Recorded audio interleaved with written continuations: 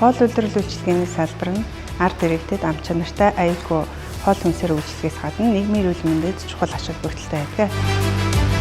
Манай сургууль нь 60 жилийн түүхтэй практик онол хосолмол сургалттай сургууль.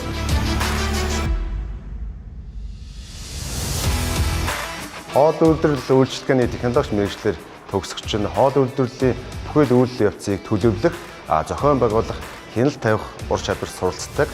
Цаашлаад зочлох үйлчилгээний салбар, аялал жуулчлалын салбарын хөгжил нь улс их орны нийгэм эдийн засагт бас жинтэй хувь нэмэр оруулж байдаг. Тиймээс үйлдвэрлэлийн орчинд ахлах дагооч, ерхий дагооч, технологич, мөн менежер зэрэг албан тушаал ажиллах бүрэн боломжтой байдаг. Доктор, профессор багш нараас шинжилгээ ухааны үндэслэлтэй мэдлэг эзэмших, олон жилийн хамтын ажиллагаатай аж ахуйн нэгжтэй хамтран дадлага хийдэг. Мөн манай сургууль нь Япон улсад 1 жилийн хугацаатай дадлагжигч оюутан хөтөлбөр хэрэгжүүлдэг.